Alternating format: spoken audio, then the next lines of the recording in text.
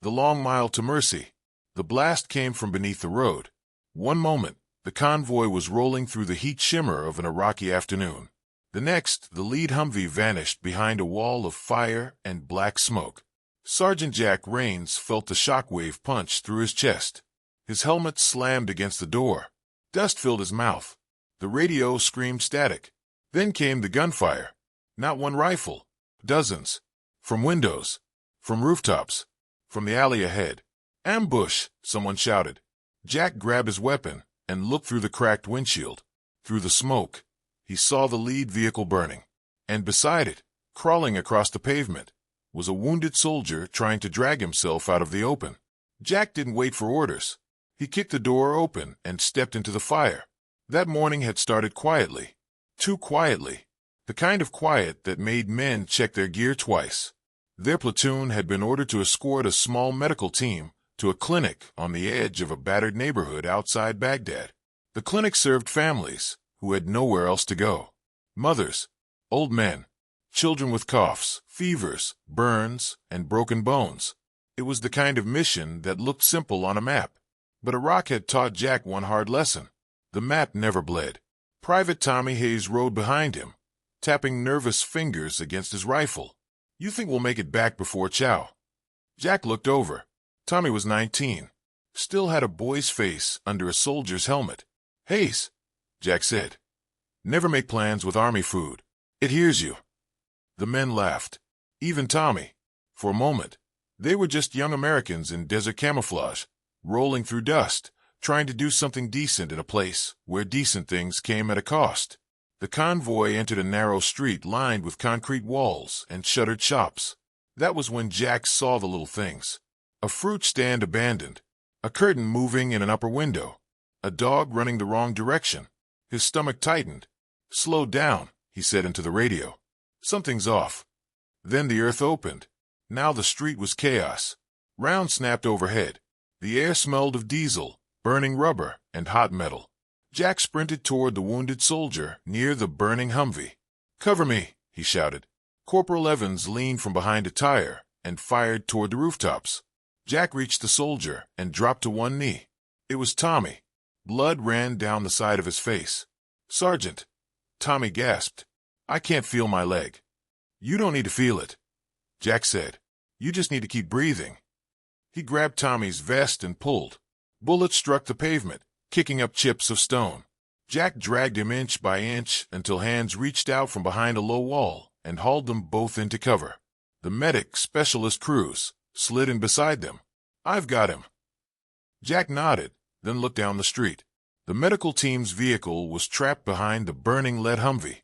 And beyond it, near the clinic entrance, civilians were pinned against a wall. A woman clutching a baby. An old man on the ground. Two children frozen in terror beside a blue door. Jack's jaw tightened. This was not just an attack.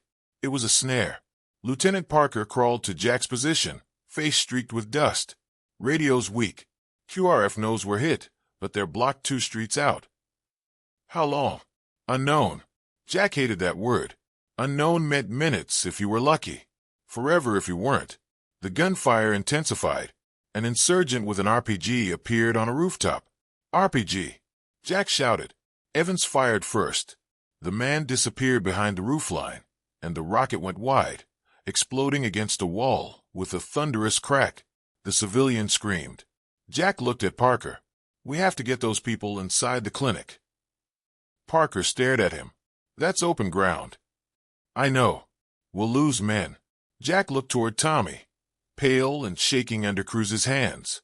Then he looked back at the woman with the baby. "If we don't move, we lose them." Parker swallowed hard, then nodded. "Smoke. 2 teams. Fast." Jack gathered his men behind the wall. "Listen close," he said. "We're crossing to those civilians. We move them into the clinic. No hero runs. No wandering. Stay together." Evans gave a grim smile. "Sergeant, you always say no hero runs right before you do one." Jack looked at him. "Then keep up." Smoke grenades clattered across the street. White clouds burst open, rolling thick and low. "Move." They ran into the smoke. The world vanished. Jack could hear crying. "Gunfire. Boots." his own breath. He reached the woman first. "It's okay," he said, knowing she might not understand. "We're getting you out." She clutched the baby tighter. An interpreter named Samir shouted in Arabic. The woman nodded, trembling. Jack lifted the old man. With Evans's help, Parker grabbed the children by the hands. Step by step, they moved through the smoke toward the clinic door. Then the wind shifted. The smoke tore open. A gunman appeared at the end of the street. Jack saw the rifle rise. There was no time. He shoved the children behind him and fired. The gunman fell back. Jack turned and pushed the civilians through the clinic entrance. Inside, the last child crossed the threshold just as bullets hammered the wall behind them. The clinic was small, dim, and crowded. Peeling paint, cracked tile, shelves half empty. A doctor in a white coat stood with his hands raised, eyes wide. Samir spoke quickly, and the doctor began helping move civilians to the rear rooms. Jack turned to Parker. "We hold here until QRF breaks through." Parker nodded. "Set sectors." The soldiers spread out. Evans took the front window. Cruz worked on Tommy and another wounded soldier near the back. Jack moved from man to man, checking ammo, checking eyes. Fear was everywhere, but fear was not failure. Fear was proof they understood the cost. The next attack hit like a storm. Insurgents fired from both ends of the street. Rounds chewed through the doorframe. Glass shattered. A medical cabinet exploded into splinters. Jack dropped behind the wall and returned fire. Evans left rooftop. On it, Parker Alley. Got movement. The clinic shook with noise. Behind Jack, the baby began crying. Not loud, just a small, desperate sound. Jack glanced back. The mother was crouched in the corner, whispering over the child. For one strange second, Jack remembered his own daughter back in Ohio. Lily, for years old. She liked pancakes shaped like stars and asked every night if Daddy was under the same moon. Jack closed his eyes for half a breath. Lord, keep her safe. Then he opened them and fired again. Minutes dragged into a lifetime. Ammo ran low. Water ran lower. The radio crackled but would not hold. Then Samir rushed to Jack's side. "They are shouting from outside." "What are they saying?" Samir hesitated. "They say you are abandoned. They say no help is coming." The words passed through the room like a shadow. No help is coming. Jack looked around. At Tommy bleeding on the floor. At Evans reloading with shaking hands. At Parker trying to raise the radio again. At the civilians pressed against the back wall. Then Jack stood. Not fully exposed. Just enough for every man in that room to see him. "That's a lie," he said. His voice was rough, but steady. "We are here. That means help already came." The room went still. Jack pointed toward the civilians. "And we are not leaving them." Evans nodded once. Then another soldier nodded. Then Parker. Something changed in the room. Not the danger.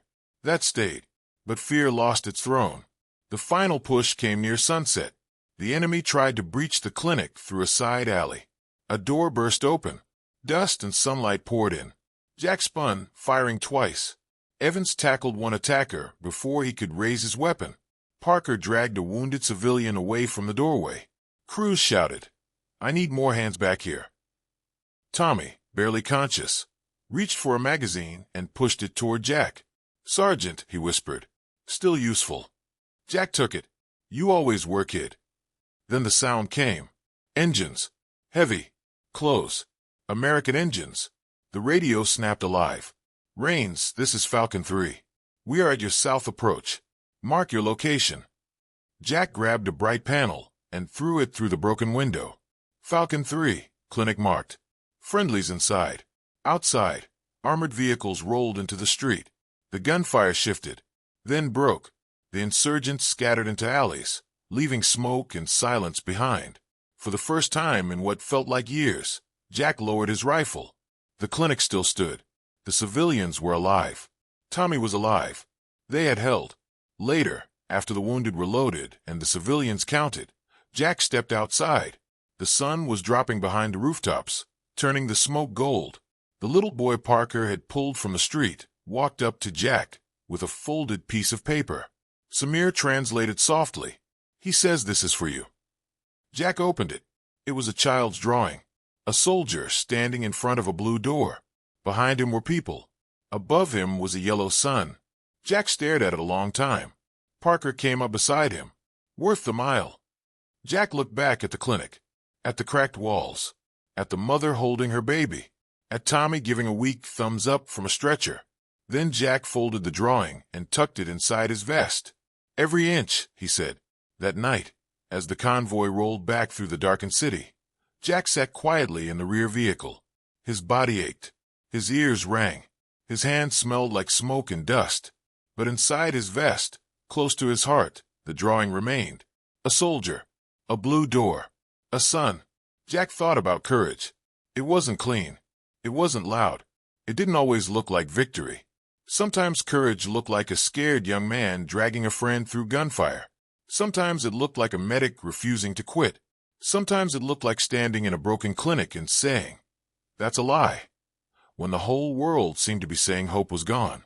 And sometimes courage was simply this: taking the long mile to mercy and refusing to turn back. The commentary note: this story highlights courage, sacrifice, and the duty to protect innocent life even when fear is real. It also reflects a Christian-shaped truth. Love is not merely spoken, but lived through costly action, perseverance, and service to others in danger. The historical note: this is a fictional story set during the Iraq War. The characters, clinic, convoy, and battle are dramatized, but the setting reflects real conditions faced by American troops, including roadside bombs, urban ambushes, convoy operations, civilian protection challenges, and medical outreach missions. The story is not based on one specific documented engagement.